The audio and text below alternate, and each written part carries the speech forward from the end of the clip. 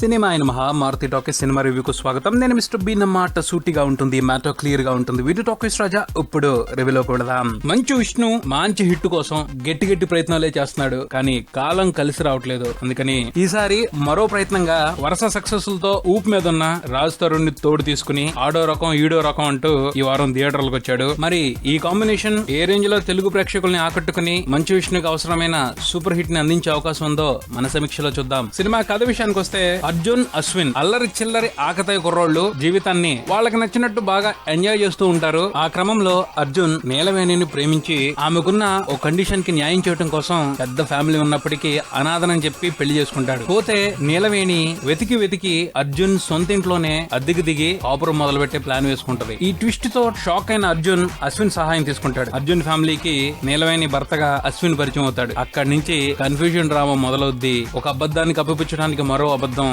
అలా మొదలై బోల్డ్ని చిక్కుముళ్లు పడిపోతాయి. ఆ చిక్కుముళ్ళన్నిటిని సినిమా చివరిలో హీరోలిద్దరూ ఎలా విడదీసి కథను సుఖాంతం చేశారన్నదే ఈ సినిమా మిగిలిన కదా. సినిమా విశ్లేషణ విషయానికి వస్తే, ఆడో రకం ఈడో రకం టైటిల్ అదిరింది, కానీ ఈ టైటిల్ కి జస్టిఫికేషన్ అందించదగ్గ జబర్దస్త్ మ్యాటర్ అయితే ఈ సినిమాలో లేదనే చెప్పుకోవాలి. ఏదో పంజాబీ సినిమాకి రీమేక్ గా ఈ సినిమాని రూపొందించారు అని చెప్పేసి వినపడింది. అందులో తప్పేం లేదు, కాకపోతే ఈ మాత్రం కథని తెలుగులో రాసేవాళ్లే లేకపోయారా అన్న విషయం మాత్రం కొంత ఆశ్చర్యం కలిగించే అంశమే. ఎందుకంటే రీమేక్ సినిమా అంటే ఖచ్చితంగా అందులో ఏదో ఒక విశేషం ఉండి తీరాలి, కానీ ఈ సినిమాలో చెప్పుకోదగ్గ విశేషమే కనిపించలేదు. ఇలాంటి కన్ఫ్యూజన్ డ్రామాతో కూడిన కథలు మనకి కొత్త ఏం కాదు. ఈ కథ కంటే బాబుల్ లాంటి కథలు సినిమాలుగా వచ్చాయి తెలుగులో. అయినా మంచు విష్ణుకి నిర్మాత అనిల్ శంకర్ కి ఏమి నచ్చిందో గానీ మొత్తానికి బాగానే కష్టపడ్డారు. పోతే ఆ కష్టానికి తగ్గ ఫలితం సాటిస్ఫాక్టరీగా ఉండేట్టయితే కనిపించడం లేదు. బేసిక్ గా పాయింట్ గా చూసుకుంటే మంచి కథే, కానీ దాన్ని సింపుల్ గా డీల్ చేసి తేల్చేసారేమో అనిపించింది. మంచు కోటరీలోకి ఆపద్బాంధవుల్లా వచ్చి ఇప్పుడు మంచు వారి ఆస్థాన దర్శకుడిగా సెటిల్ అయిపోయిన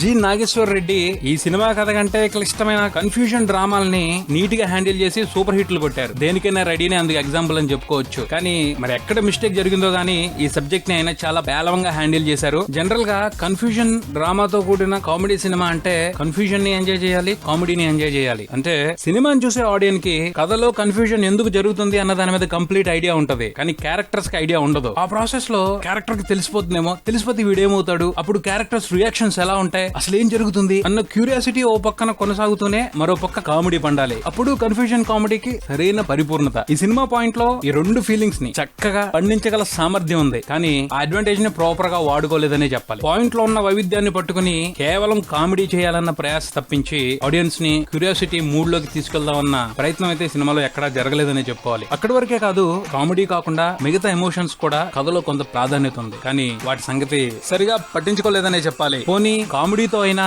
గొప్పగా అలరించారా అంటే అక్కడక్కడ కొన్ని చమత్కులు మినహా చాలా వరకు రొటీన్ వేలోనే మమ్మ అనిపించారు. ఇంకా క్లియర్ గా చెప్పుకోవాలి అంటే రాజేంద్ర ప్రసాద్ గారే తనదైన శైలిలో నవ్వించడానికి ప్రయత్నించి సినిమాని కొంతవరకు కాపాడే ప్రయత్నం చేశారు. ఈ సినిమాకి సంబంధించిన ఏకైక హైలైట్ రాజేంద్ర ప్రసాద్ గారు ఎక్స్ట్రాడినరీగా చేశారు. కథలో ఉన్న కన్ఫ్యూజన్ ఎలిమెంట్ ని మాక్సిమం రాజేంద్ర ప్రసాద్ గారి క్యారెక్టర్ హ్యాండిల్ చేస్తా ఉంటది. తనదైన టైమింగ్ తో నటకిరీటి అలరించారని చెప్పుకోవాలి. తర్వాత ఈ సినిమా కోసం రాసిన డైలాగులు కొంతవరకు ఇంప్రెసివ్ నోట్ తీసుకున్నాయి. ఆడో రకం ఈడో రకం సినిమాకి సంబంధించి ఈ రెండు అంశాలే కొంత ఊరటనిచ్చేవి, మిగతా అంశాలన్నీ పెద్ద ఆకర్షణీయంగా అనిపించలేదు. సాంకేతికంగా అన్ని విభాగాలు మంచి పనితనాన్ని కనబరిచాయి. సాయి కార్తిక్ అందించిన పాటలు పర్వాలేదు. నటీనటుల అభినయ విషయానికి వస్తే విష్ణు ఎప్పట్లానే ఉన్నాడు, ప్రత్యేకమైన అటెన్షన్ అయితే తీసుకోలేదు. రాజ్ తరుణ్ వైవిధ్యమైన నటుడుగానే కాదు, మోసా హీరోలాగా కూడా నేను నటించగలను అని నిరూపించుకున్నాడు ఈ సినిమాతో. సోనారిక స్క్రీన్ ప్రెజెన్స్ ఏమంత బాలేదు, హెబ్బాకి మంచి రోల్ పడిందని చెప్పుకోవడానికి లేదు, సోసోగా కనిపించింది. రవిబాబు ఆకట్టుకున్నారు. హోసాని, అభిమన్యు సింగ్, సుప్రీత్ సహా మిగతా నటీనటులందరూ వారి పాత్రల దగ్గర బాగానే చేశారు. మొత్తంగా సినిమా గురించి చెప్పుకోవాలి అంటే